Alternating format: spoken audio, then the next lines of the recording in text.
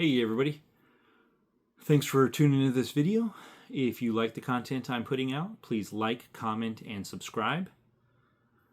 In this video, I'm going to go over, this is the New Gun Owners Part 4, Training.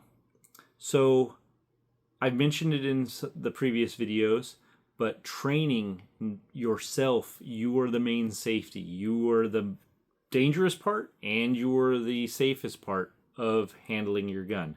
So I'm going to go over some different types of training you can do. Now obviously you can go to the range and you could punch some holes in paper, and that is valuable. You're going to learn how it recoils, if there is any recoil, how your gun operates, how it shoots, if it, train yourself to use so you're not jerking the trigger, slapping the trigger, any of that sort of stuff that makes it inaccurate or less accurate when you're shooting. Whenever you are presenting the gun and shooting at the target, you want to hit where you're aiming at.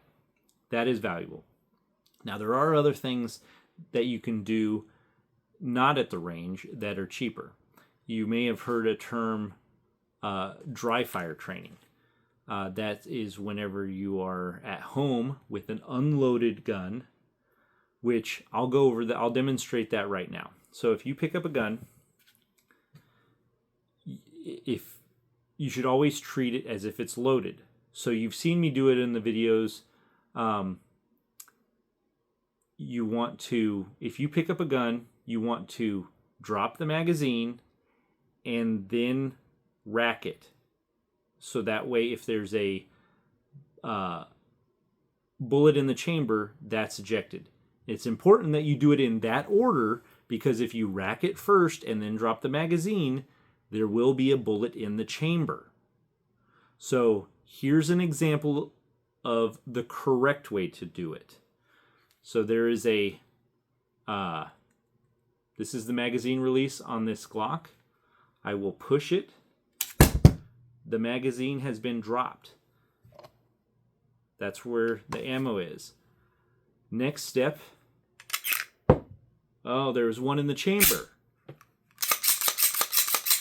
Function check it. I do it every time I pick up a gun. If I'm being shown a gun at a gun store, it doesn't matter. I just watch the guy do it. I do it myself. It's just good muscle memory, good practice. If I'm at a friend's house and they want to show me a gun, I don't care if they just did it. They hand me a gun, I drop the mag, and I clear the firearm. So that way, now it is empty, and I know it is empty because I'm the one who emptied it. Emptying it improperly. Now, I've seen a bunch of videos, and you could find them too, where someone is acting cool on the internet, doing their gangster stuff or whatever for clout, and they're pointing the gun at the camera while they're streaming or playing their video games or whatever they're doing, trying to act cool, and they cycle first and then drop the mag. What they just done is loaded one into the chamber and then then drop the mag, meaning they have one bullet in there. And then they shoot their computer or they shoot the wall. That's called a negligent discharge. If you shoot the gun, if the gun goes off and you didn't mean it to, because you can't keep your finger off the trigger, then that's a negligent discharge, and you don't want to do that. So, this gun is clear. Trigger discipline. This is your trigger finger. If you're a righty, if you're a lefty, it's going to look like this. Keep your finger off of the trigger until you're ready to shoot. So when you pick up a gun, this is what it should look like after you've cleared it. If you're getting ready to shoot and it is properly loaded and chambered, this is what it should look like until you're ready to point it downrange and pull the trigger. Do it do it with everything. If you're getting ready to hang drywall, this is what your hand should look like before you actually have a screw in the wall and need to drive it. Trigger discipline. So you pick up a gun. What do? Pick up the gun, drop the mag, clear it, and then you can handle it. You're at the gun store, you're at the gun show, you want to check the sights, do you like the sights, whatever, you can do that, and it's safe. That's so whenever you're new, you need to be doing that all the time. Ingrain it in your brain. Clear the gun before it is. If you have kids or a wife or something like that and you're looking to protect them, part of protecting them is making sure they don't have any accidents too. So teach your family gun safety. So we've gone over that. We've gone over going to the range and shooting at paper. One of the other things you could do, so dry fire training means you have your gun, it's in the holster, you have it on your body. Whenever I first got my first gun and I was thinking about carrying, I carried it around the house empty just to get used to it. And another thing you could do, so I would recommend that, but another thing you could do is once you find the spot, you're like, ooh, it's comfortable here. Or you see a lot of guys where they'll appendix carry down the front of their pants. Not great if you're fat. I don't carry that way. I carry over here on my right hip. So find out where it's comfortable for you. And then once you have that, then you can practice your draw and how you present. And you can pull the trigger. There's laser systems and stuff you use. I'm not showing you good technique. Like, they are really close if you're shooting them like this. If you draw and present, practice that. You could practice it in the mirror. You could practice it in your bedroom, your living room, wherever. Make sure it's unloaded all the time. If you stop to go take lunch, put it away. And then whenever you get it out after lunch to do some more practicing, clear it, drop the mag, clear it, everything again. So that way you're being safe. And then you could dry fire in your home. That sort of stuff is muscle memory too. So that way whenever you're if heaven forbid you're in a situation where you need to, boom, your body, your brain, boom, knows what to do. You don't have to go, oh my goodness, it's over here, you could just grab and go. So training is going to be important. Now, you can do a lot of training on your own. There's also classes you can take. In your local area, there's YouTubers all over that, like John Lovell, Haley Strategic.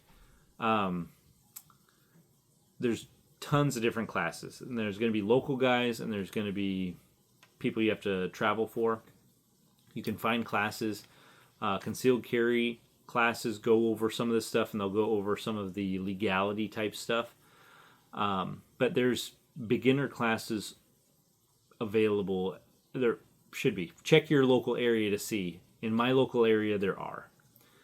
And that's something you can go wherever you sign up for the class. Look at the curriculum. Look at the rubric.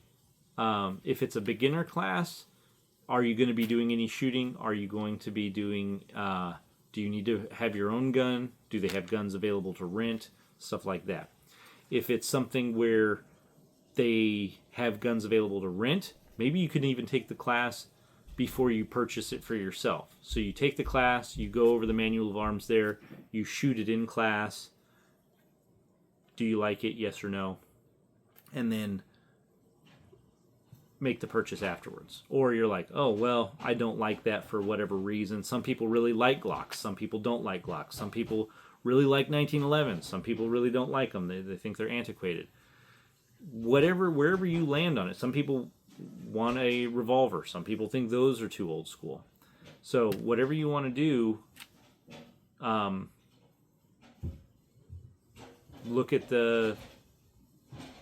find a class, look at curriculum. What do you need to bring? If they're going to be shooting, how much ammo do you need to bring? Do they have ammo available there? Do they have guns available to rent? all that sort of stuff. So that's your homework. If you've got a gun in mind, you've done a little bit of online research, you've watched a bunch of gun tubers being super cool, you've seen John Wick 1 through 4, all those cool videos and movies. Now you need to look and see personal training. Is there a range nearby? Where's the nearest range? Is it indoor? Is it outdoor? Is there a membership required? The nicest range closest to me requires a membership. And ever since COVID, they don't do day passes. They used to do day passes where you could go in and pay $10, $15, whatever it was, and use the range for the day. Now they've completely gone away from that, and you have to have a yearly membership. Are there free ranges? We also have one of those nearby that, the rules are posted. There's no range safety officer. For a new shooter, it could be a little nerve-wracking. There's etiquette, so read the rules at your local range. Dry firing and practice drawing and stuff, that's after you get the gun. Practice clearing the gun, drop the magazine, clear the chamber. How that looks on a revolver, I'll go over that just in case. So in this particular revolver, you have to pull this down like this. The cylinder will come out. This one's already empty, but if it wasn't, you hold it up like this and you depress the plunger. You can see that, and that will push empty spent shells out, or brand new ones, doesn't matter. If it's loaded and you're clearing it, you go like that, and then the gun is empty and safe. So that way you could practice drawing, practice reholstering, dry fire, whatever you need to do. Hope that helps.